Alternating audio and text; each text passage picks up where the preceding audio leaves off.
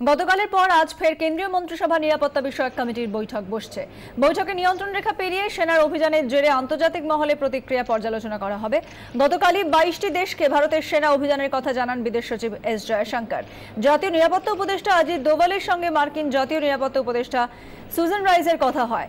ভারতীয় সেনার surgical strike নিয়ে এখনো পর্যন্ত কোনো দেশই বিরূপ প্রতিক্রিয়া জানায়নি।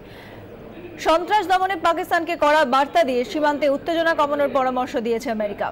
ভারত পাক আলোচনার পক্ষে সওয়াল করেছে চীন। স্বরাষ্ট্র এবং প্রতিরক্ষা মন্ত্রকের কর্তাদের সঙ্গে কেন্দ্রীয় স্বরাষ্ট্রমন্ত্রী রাজনাথ সিং আজ বৈঠকে বসছেন।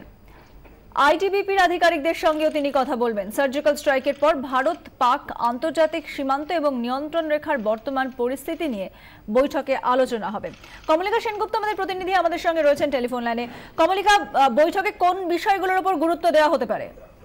দেখো, প্রথমত কালকে সার্জিক্যাল অ্যাটাক ঘোষণা করার পর সাংবাদিক বৈঠক হওয়ার পর থেকে কিন্তু আমরা দেখতে পাচ্ছি যে পাঞ্জাব, গুজরাট, জম্মু এই তিনটে জায়গার 10 কিলোমিটারের মধ্যে আন্তর্জাতিক সীমান্তের 10 কিলোমিটারের মধ্যে যে সমস্ত গ্রাম আছে সেই সমস্ত গ্রাম ফাঁকা করে দেওয়া হয়েছে। নার্স এবং ডক্টরদের স্ট্যান্ড বাই ডিউটিতে রাখা হয়েছে। ব্ল্যাক আউট অর্ডার করা হয়েছে রাত্রে।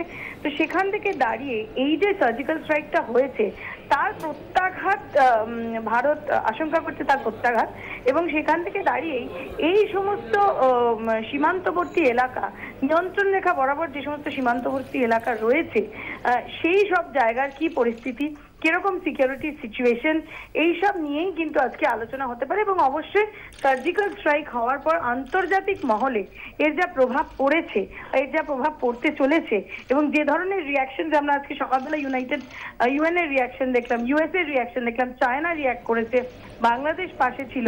সুতরাং এই সমস্ত দিকটা তারা দেখবে। এবং পাকিস্তানের তরফ থেকে যেটা কালকে রাত্রে খবর পাওয়া যাচ্ছিল যে স্ট্রাইক মুভটাকে সরানো হয়েছে, অর্থাৎ যেখান থেকে তারা স্ট্রাইক করে সেই জায়গাটা তারা সরিয়েছে।